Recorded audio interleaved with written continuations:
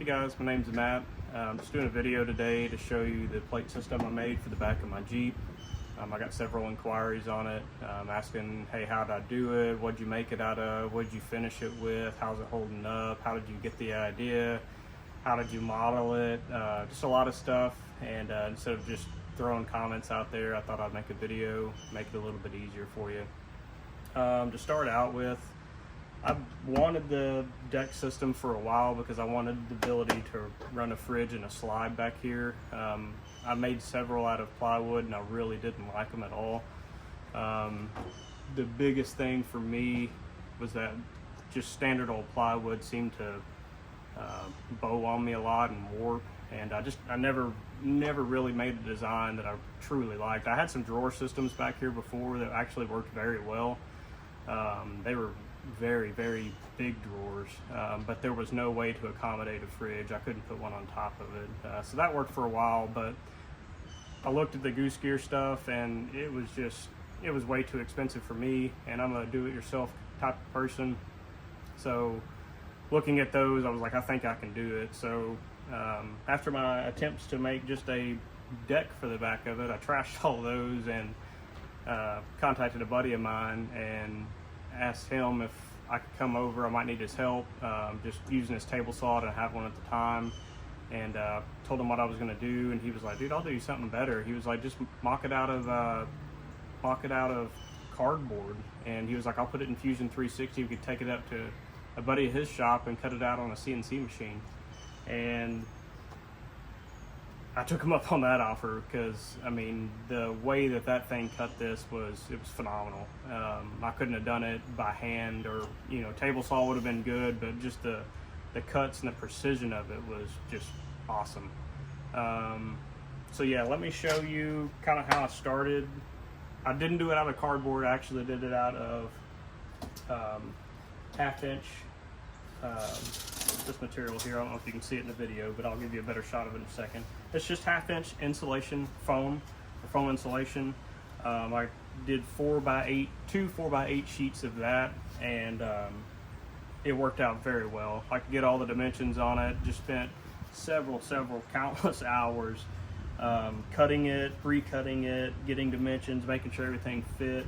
And then I'll show you the back side of it, which was the most difficult part, and also did it for the cubbies as well. And again, I'll pull the camera down to show you that here in a second. Let me see if you can see this. Hang on.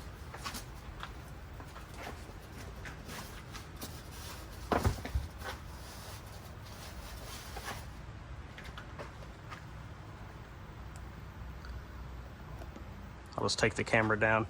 All right, so this is the back side of the plate system. Now, that's what I had to do. You basically had to build it in reverse. So I started out by taking these strips and then finding, obviously this isn't in here, but finding where they aligned and got all those pieces cut. And then I just started adding layers to it. And eventually I got to the top layer.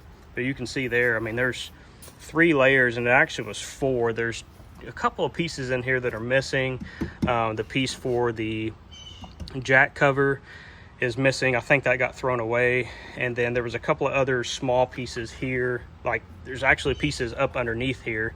You can't really see them, but there are. Oh, I take that back. There's 1, 2, 3, yeah, 4 layers. So that is the bottom piece there. But it's just not on here. So anyway, took it over to his house after I got everything cut, and I also did the cubbies as well, and these caps. I got all those cut, and he said, that looks great, but what we're gonna do is we're gonna take these pieces here and we're gonna make them one piece. So underneath here, it doesn't look quite like it does with this, and I'm not pulling that out of the Jeep to show you because that would be a pain, but it actually wouldn't be too difficult. I'm just not doing it. So it doesn't look exactly like this. You know, a lot of these pieces are together, and he figured out a better way to put it into Fusion so that way to allow the CNC to cut it. So that's basically it for how it was designed. Everything had a name whenever we drew it out. It took about 7 hours, I think, to get it in to Fusion 360.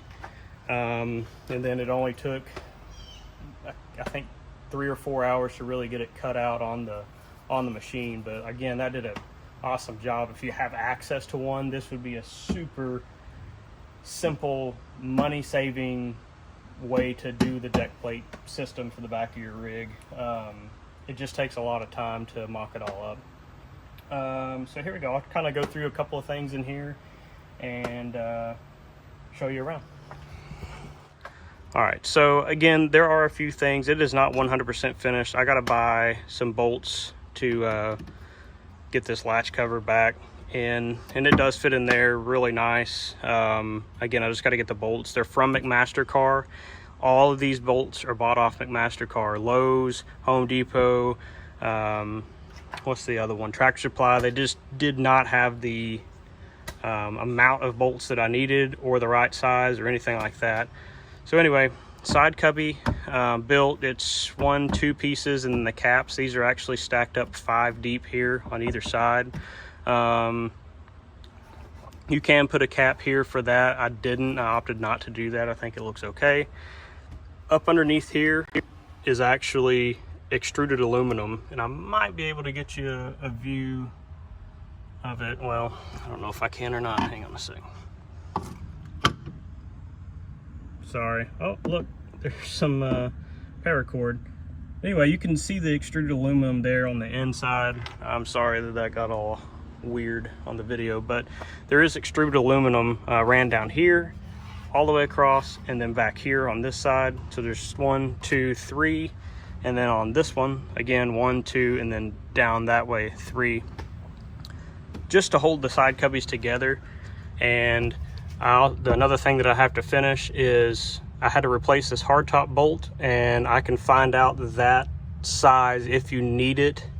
Just ask me in the comments, and I can try to find that on McMaster-Carr. I have everything saved. But anyway, I'm just going to take and adhere that on the bottom side with a nut, screw it in here so that way it stays flush. And then again, I got to do the covers for those. But yeah, that's it. The cubby on this side, that side, and then the plate system. Here's a lid for that. And I'll show you how I'm going to do that here in just a second. It'll be basically modeled after this. This system will allow you, just like the other one out there, will allow you access to your jack pretty easily. There it is. And yeah, so I can use that. I actually have the ARB, what is it, the jack plate, I believe, to allow me to use that. I do like having the ability to access that. Here's a cover, and inside here it looks like I have a lot of screwdrivers that I forgot about, but just anything. I mean, you put all kinds of stuff in here. I've got a tree strap back here, a tree strap, and then I've got a snatch strap here. Again, several screwdrivers, and I've got a couple of other just random tools and things like that in there, but it does hold a lot. Ferro rod there. It does hold a lot, and it works out very well. Mine had the factory speaker, so if you are doing this, you can pull the factory sub out and give yourself that access to it. I do kind of miss it sometimes, but oh well. So this is basically just a piece of plywood that has been attached on the bottom, or from the bottom up in here on the front and the back, and that allows the lid to latch. And I do have a key for that, and it locks, because if not, something will slide over the top of it and unlock it. But this will be made, or these will be made the same way this is. And what else we got? Fridge slide. I was able to put the fridge slide on there. I actually made this fridge slide as well. It's not plugged in because I had it in the garage and it's still dirty under there, but I did make the fridge slide as well. Inside here, inside one of these cubbies, is where I wanted to run all my electrical. So I have a 6 or 8 gauge wire coming from the battery to a fuse block that's inside here, and then I have USB, a double USB on that switch panel there, a DC outlet, and then also a voltmeter, just to make sure. And then the USB and the DC is wired independently, so that way the fridge can run all the time. and I can hook up stuff to the USB and switch those on and off independently from the fridge. But anyway, that's pretty much it. Let me know if you have any questions or comments. It was a really fun build. I did really enjoy doing it. Oh, I'm sorry.